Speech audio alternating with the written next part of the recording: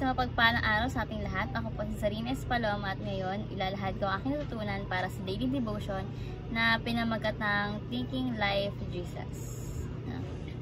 So, ang ating scripture po ngayon is Acts chapter 7 verses 54 to 60. And yung sinasabi po dito is, drag him out of the city and began to stone him. Meanwhile, the witnesses laid their coats at the feet of a young man named Saul. While they were stoning him, Stephen prayed, Lord Jesus, receive my spirit.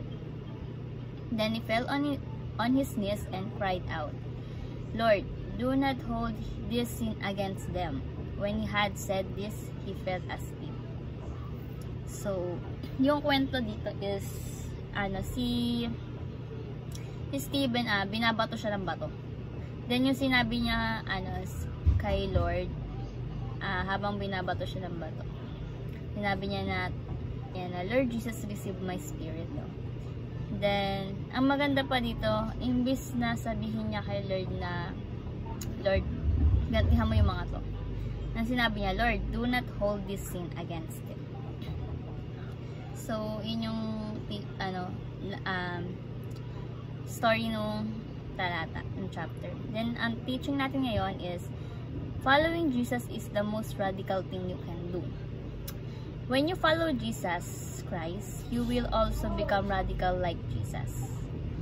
Sinasabi dito na hindi mo makikita ang character ni Jesus sa ibang tao dito sa mundo.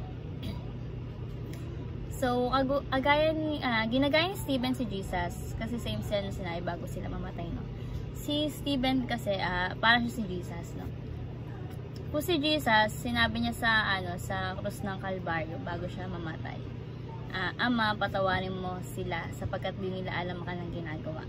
Then yung kay Stephen naman is, ayun nga, yung sinabi niya na, Panginoon, huwag mo po silang pananagutin sa kasalanang ito. So, ang galing, no? Kaya kailangan sundin natin si Jesus para maging katulad tayo ni Jesus, no? Huwag tayong gagante. Imbis na ipanalangin natin, Lord, gantihan mo yung ganito. Parang sabi natin, Lord, iligtas mo po sila sapagkat di nila alam ang kanilang ginagawa. Next is, the highest form of forgiveness is Christ's likeness. Sinasabi dito na yung pinakamataas na klase ng pagpapatawad sa ating kapwa. May tatlong level yung pagpapatawad. Sabi dito. Unang level is yung hindi ka gagante. Yung hindi mo sila papansinin, at deadmine mo sila, ganun. Second is yung nag-release ka na ng forgiveness, no, sa kanila. And the third is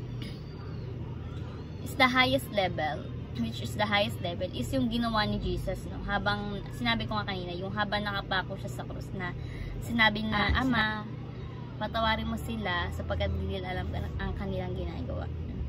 Pag sumunod tayo sa Panginoon, magiging radical tayo eh. Magiging kakaiba tayo sa lahat ng tao sa mundo. Kasi si Jesus yun eh. Pag sinunod natin si Jesus, magiging katulad niya tayo. You will good to your enemies, no? Sabi nga rin. Maging mabuti ka sa iyong mga kaaway. Next is, Christ-like responses engraves the gospel in the hearts of unbelievers, no? When we respond like Jesus to our enemies, to those who hate us, to those evil against us, pero yung response natin sa kanila is hindi pagigigante, kundi pagmamahal ng ating Panginoon. Always remember na ang pagpapatawad, paggawa ng mabuti sa mga taong ginagawan tayo ng masama, is not really about us, is all about Jesus Christ, no? Gusto natin itaas, itanyag, itanghal yung pangalan ni Jesus. We forgive because we want to make Jesus known among the people, no? Nagpapatawad tayo kasi gusto natin na makilala si Jesus. Kasi sa pamamagitan ni Jesus, sa kabila ng pagkapatawad niya sa atin, parang nakikita sa atin ng ibang tao na nagpapatawad din tayo. E di parang na rin nakikita sa atin si Jesus kasi nga nagpapatawad tayo. Bila application, number 1 is pray for the salvation of our enemies. Let's pray for the salvation of our enemies because they don't know what they're doing. no? Like Apostle Pablo, no? Sana na-realize na din na mga kaaway natin someday na mali yung ginagawa nila, na masama yung ginagawa nila, and later on they will become followers of the Lord, no? And maramdaman nila yung nararanasan natin sa feeling na ating Panginoon. Ang sarap kaya, no, kapag naranasan din nila yung nararanasan natin sa feeling ni God. Like, super blessed ka, pinagpapala ka talaga, tapos answered prayer pa, no? Siguro, kung nararamdaman nila yun, is mababago yung buhay nila because of God, no? Imbis na yung panalangin natin sa mga kaaway natin na paghihigante or what, ipanalangin na lang natin yung kanilang kaligtasan, no? Na sila mismo yung makilala sa ating Panginoon Jesucristo. Yan yung sinasabi dito. Imbis na ang ipag-pray natin na, Lord, gantihan mo sila, Lord, gantihan mo yung ganito, so gantihan mo ganito. Bakit hindi na lang ipanalangin yung kaligtasan na, Lord, ligtas mo sila sapagkat hindi nila alam yung kanilang ginagawa, no? Dahil hindi ka pa nila nakikilala, no? Next is, respond to evil the way Jesus would. Si God, yung response niya sa evil, kabutihan. At ipinakita niya yun, no? Kaya pag tayo naka-encounter tayo ng evil like that, ang gawin natin is yung response na ginawa ni Jesus, no? Huwag tayong gumante. Sabi nga, di ba, sa nakaraang devotion, huwag tayong gumante. Hayaan natin si Lord yung gumante para sa atin, no? Hayaan natin si Jesus yung gumante para sa atin. And ipanalangin din sa kanya na sana na makilala niya rin si Jesus, yung kaaway natin. Ipanalangin natin kay Jesus na, Lord, sana makakilala rin siya sa'yo, no? Para mabago yung buhay niya. Sana mapalapit rin siya sa'yo. At tulad ko na napalapit na sa'yo. No, kapag nangyari yun, magkakaroon tayo ng isang layunin na purihin, sambahin, at paglingkuran ng ating Panginoon.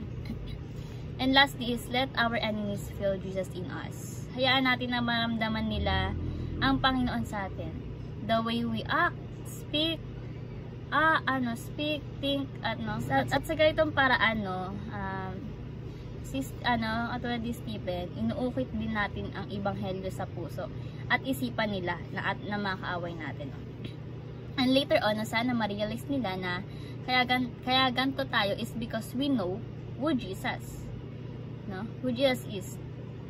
At tayo pinahahanan ng Espiritu Santo, no?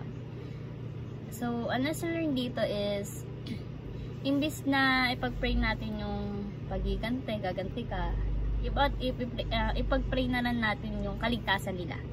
At saka yung mapalapit sila kay Jesus, makilala nila si Jesus, para yung pangalan ni Jesus is mataas natin, maitanghal natin, ipunyagin natin yung pangalan ni Jesus, no? So, ayun, sana ma-apply natin ang mga teaching and application, no, sa buhay natin at sa iba pa, no, at sa mga nakakanood po nito. And ayun lang po ang aking natutunan. Thank you po sa pakikinig at God bless po sa ating lahat.